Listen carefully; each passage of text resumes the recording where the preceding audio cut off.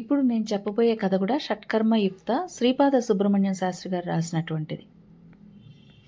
1900 ప్రారంభంలో భార్యాభర్తలంటే ఎలా ఉండేవారు?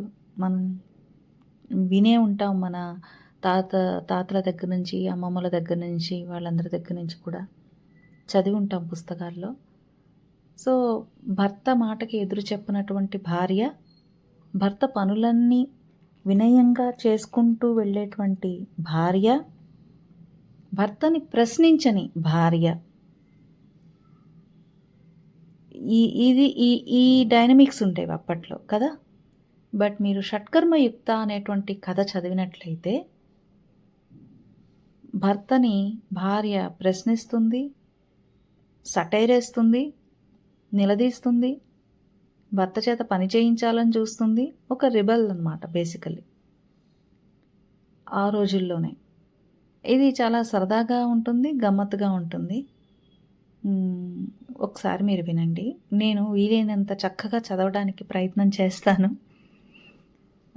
ఓపికగా వినగలరని ఆశిస్తాను. దానికన్నా ముందు ఈ చిన్న ప్రయత్నానికి మీ సపోర్ట్ చాలా అవసరం. మనస్ఫూర్తిగా నచ్చిన కథలే చెప్తున్నాను, నేను బాగా ఎంజాయ్ చేసినవే. దయచేసి ఈ ఛానల్ని లైక్ చేసి, షేర్ చేసి, సబ్స్క్రైబ్ చేయండి. Thank you. షట్కర్మయుక్త. ఏం చేస్తున్నావు? ఏం చేయమన్నారు? సున్నం కావాలి, తెచ్చుకోవాలి. నువ్వెందుకు తేవు? మీరెందుకు తెచ్చుకోరు? ఎక్కడో ఉంటే ఎక్కడో ఏమిటి, సందులో కుండలో ఉంటే? నాకు ఆ సంగతి తెలుసు, నువ్వు తేవాలి. నాకు తెలిసి ఈ సంగతి, మీరు తెచ్చుకోవాలి. తెచ్చిపెట్టమని చెబుతున్నాను, వినపడదు. మడికట్టుకున్నాను, కనబడదు. మడికట్టుకుని ఇప్పుడు ఏం చేయాలి నువ్వు? మీరిలా కూర్చుని మాత్రం ఏం చేయాలండి? మరీ మహా చెప్తున్నారు. కారణం చెప్తేనే మైలబడిపోతావా ఏ? చెబితే మీకేమైనా కలిసి వస్తుందా ఏ? అయినా చెబుతూ చూద్దాం. పని మనిషికి అంట్లు పడేయాలి, పడేసి పొయ్యి అలకాలి, అలికి ముగ్గు పెట్టాలి, పెట్టి సడే నిప్పు పడేయాలి, పడేసి ఎసరు పెట్టాలి, పెట్టి కుంభం ఉడకేయాలి. కాదు, ఏది తప్పినా అది తప్పదాయ మనకి. 3 పూట్ల ఆరగింపైతే గాని తిరువీధులు వేయించేయడానికి స్వామివారికి శక్తి పుట్టుకురాదుగా. సటేరేసింది హస్బెండ్ మీద. ఇట్టే సున్నం తెచ్చేదానికి అంత దండకం విడేయడం ఎందుకు? ఒక్క అడుగులో సందులోకి లేస్తే కావలసినంత సున్నం కదా, మీరంత రాయసం చూపించుకోవడం ఎందుకు? పని మనిషి కనిపెట్టు కూర్చుంది, నేను పెడుతున్నాను మరి. పొద్దెక్కిపోతోంది, మీకేం చెబుతారు కబుర్లు? సున్నం కావడమో అక్కర్లేకపోవడమో తేల్చుకుంటే తలుపు వేసుకోవాలి నేను. ఇంకా బారడు పొద్దైనా ఎక్కలేదు కదా, అప్పుడే మడేంటి నీకు? ఇంకా మొగమైనా కడుక్కోలేదు కదా, అప్పుడే సున్నమేంటి మీకు? నా సున్నానికి ఈవేళ కొత్త, నా మడికి మాత్రం కొత్త. త్వరగా తమల్చాలి. రెప్ప వేయకుండా చూస్తూ కూర్చుంటే కాదు, జైన విగ్రహంలాగా. పెంకి జవాబులు చెబితే అవుతుందా ఏమిటి? సున్నం పట్టుకురా ముందు. ఓహోహో, కాళ్ళ దగ్గరికి తెప్పించుకుందామంటే మాత్రం సాగుతుందా ఏమిటి? అన్నింటికి వెళ్ళి తెచ్చుకోండి సున్నం. ఆహాహా, బాగుంది బాగుంది, ఘోర కలిగా ఉంది. సరే అలా నుంచో, మంచిదే, అలా కూర్చోండి. వెడతావు కాదు, సున్నం తీసుకురావు. కూర్చుంటారు కదా, సున్నం తెచ్చుకోరు. ఇదిగో చూడు, తీరా కూర్చున్నాను. ఇదిగో పరకాయించండి, తీరా తెచ్చుకోమన్నాను. చెప్పిన మాట వినవు కదూ, వినే మాట చెప్పరు కదూ.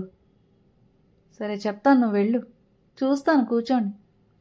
నా పని లేకపోతే, నా అవసరం రాకపోతే ఆడజన్మ ఎత్తాక ఇంత కొయ్యతనం ఉండకూడదోయ్. మగజన్మ ఎత్తాక అంత సోమరతనం చెల్లదు మరి. నా మాట విను, ఇవాళ మాత్రం తెచ్చిపెట్టు. నీ చెప్పింది గ్రహించుకోండి, ఇప్పటికి మట్టుకు తెచ్చుకోండి. అంతేనా? అంతే. చూద్దాం, సావకాశంగా చూసుకోండి. ఆగు, అరే అరే, బా వెళ్ళిపోయింది. దీని చేత సున్నం తెప్పించలేకపోయాం మనం. మొదట గారం చేశాం, అది ఇవాళ విషమించింది. ఆ పెంకితనం చూస్తే ఒళ్ళు మండిపోతూనే ఉంది. కానీ ఆ జవాబుల మీద చెయ్యాడకుండా ఉంది. పై మాటే తోచకుండానూ ఉంది. దాని మొహం ఏడ్చా. మరేం లేదు, ఎంతమంది ఉండినా అదే వరుస. అంచేత చాలా ఇదిగా ఉంటుంది మనకి. మొదటే మనం తెచ్చుకుని ఉంటే ఈ పాటికి మాలపిల్లి దాటి ఉందును. పోనీ ఇప్పుడైనా తెచ్చుకుందామా అంటే తలుపులు బిడాయించుకుంది. ఎవళ్ళనైనా దేవురించాలింక. తెల్లవారుతూనే సున్నం ముష్టెత్తడం పెద్ద చిక్కే, కానీ తప్పదు. కాసేపు అయిన తర్వాత ఒక మాట ఇంట్లోకి రావాలి. ఇతను మాట్లాడు. మిమ్మల్నే మాట్లాడు. వినపడిందా? పిలిచాను, నా తప్పు లేదిక. ఏంటేంటి ఏమన్నావు? త్వరగా వస్తే చద్దన్నం పెడతాను, రాకపోతే మీరు పెట్టుకోవాలి. ఇంతకంటే అదే నయం. వెళ్ళి నీ పని చూసుకో. కంచం కూడా మీరే కడిగేసుకుంటారన్నమాట అయితే. మీరు మీ పని మీరు చూసుకోండి ఇంకా. అదేమిటి కంచం నేను కడగడం ఏమిటి? మీరిప్పుడు వెలగబట్టేది మాత్రం ఏముంది? చూశాను. చూస్తేనే కాదు మరి, పోనీ చూస్తున్నాను.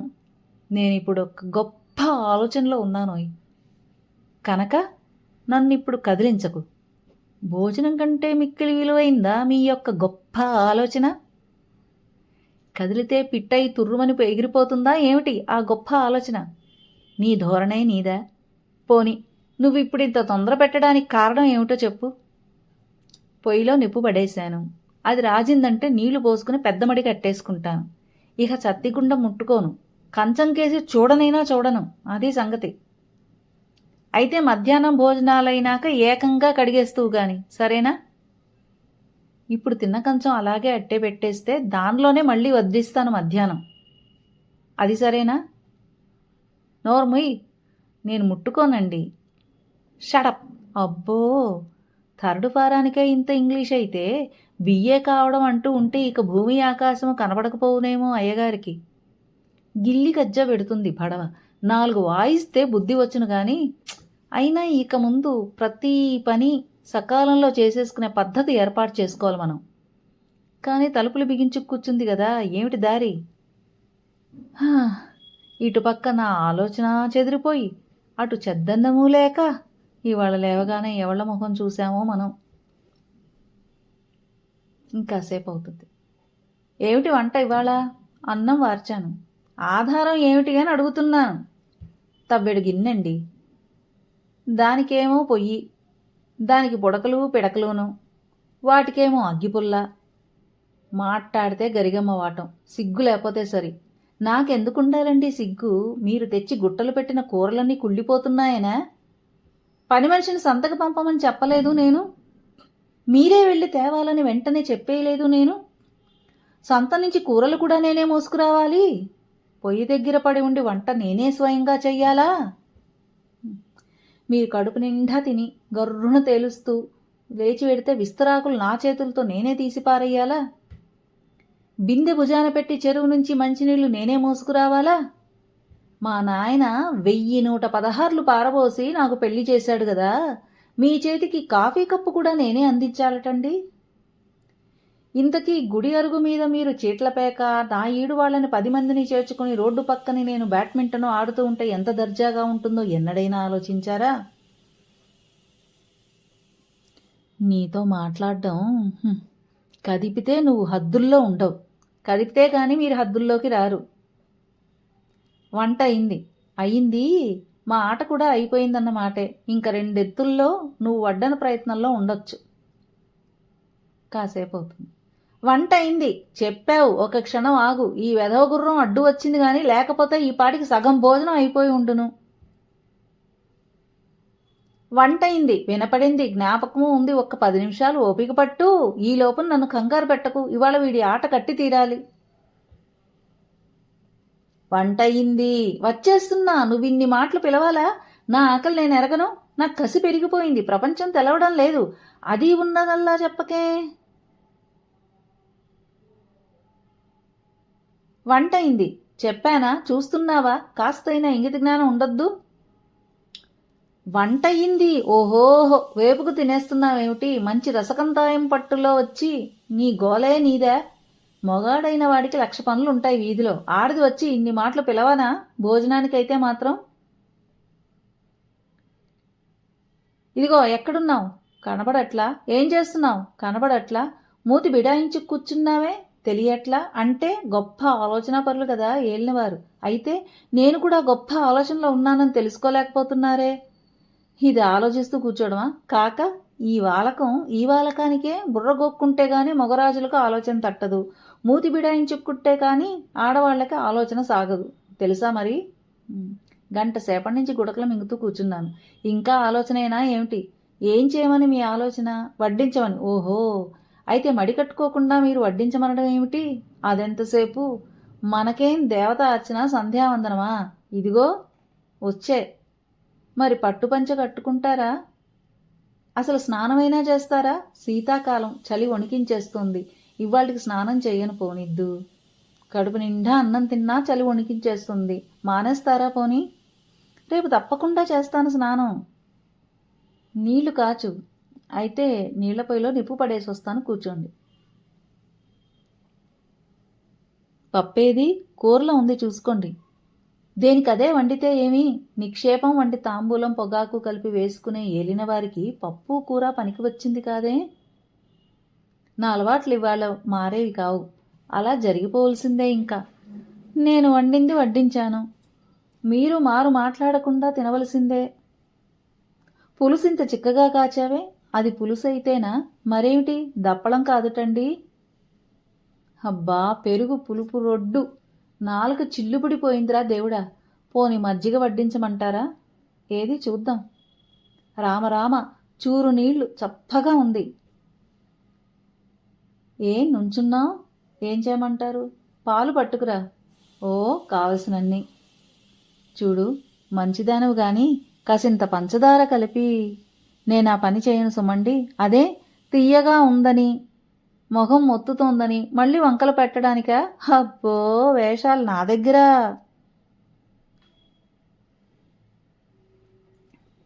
తర్వాత కాసేపటి తర్వాత, ప్రయాణం కామోసు అన్నమాటే. వల్ల కాదు. ఏదో ఒక పని కల్పిస్తావు, నాకు తెలుసు. కల్పించడం ఎప్పుడో అయిపోయింది. ఇది పురమాయించడం. ఈ పూటకి విడిచిపెట్టను.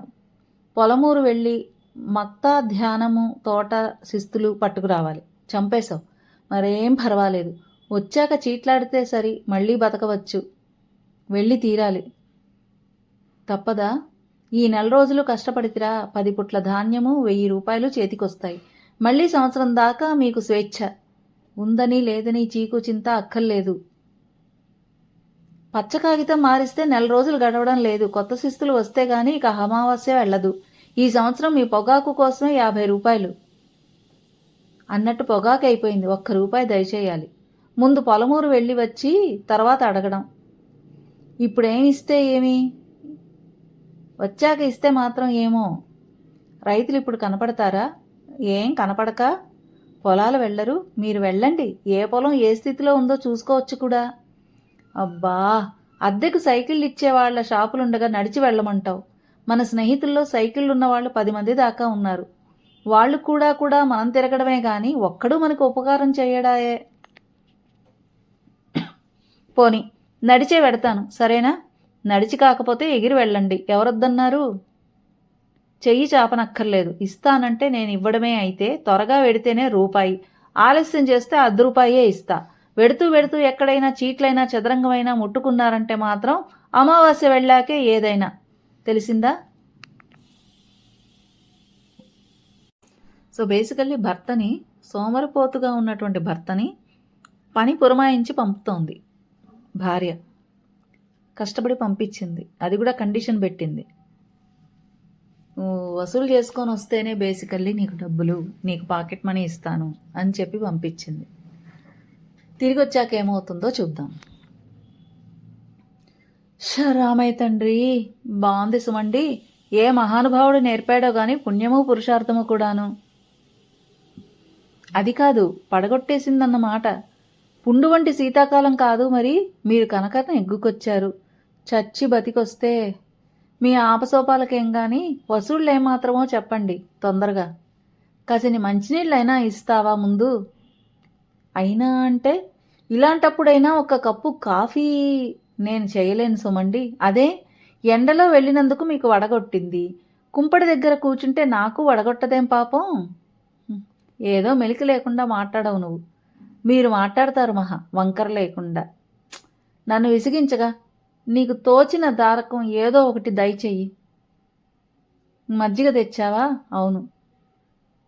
ఇందాకనే పులుపు చిచ్చు, ఈ పాటికి బొరబొర ఎత్తే ఉంటుంది. ఒక్క గుక్కైనా చూసుకోరాదు. ఉప్పు కలిపి తెచ్చావా? అబ్బే, మరేం చేశావు? నిమ్మకాయ పిండాను. 3 బొత్తులు 60 రూపాయలు. ఇది పచ్చ కాగితం. ఇవి 5 పదులు, 6 ఐదులు, 15 రెళ్ళు, 10 ఒకట్లు, 280 తెచ్చారే. అరటి తోట శిస్తూ అంతేటగా. మరి చెరుకు తోట శిస్తో అమావాస్య వెళ్ళగానే పట్టుకొస్తారు. ధాన్యం తెల్లవారేటప్పటికి వస్తాయి బళ్ళు. మీరు దీపాలు పెట్టేటప్పటికి ఇంటికి రండి, వెళ్ళండి. రూపాయి తీశారెందుకు? నువ్వు ఇస్తానన్నదేగా. అది మరుపు కాదు పాపం. ఇలా ఇవ్వండి. మాట తప్పుతావా? ఇవ్వండి ముందు. వల్ల కాదండి. నా చేతి నుంచి నీ చేతికి, నీ చేతి నుంచి మళ్ళీ నా చేతికి గుంట తిరుగుళ్ళెందుకు? మాట్లాడవద్దు, ఇవ్వండి. అబ్బా, సరే పుచ్చుకో. ఇదిగో పట్టుకు వెళ్ళండి. దాని సిగ్గోసిన పట్టుదల గాని నీ చేత్తో ఇవ్వాలనా? కాకపోతే చేతిలో నుంచే ఎగరవేద్దామనే. సో మొత్తం శిస్తులు అవన్నీ తీసుకొని వస్తే బేసికల్లీ 280 రూపాయలు తీసుకొస్తే ₹1 పాకెట్ మనీ ఇచ్చింది ఆవిడ భర్తకి.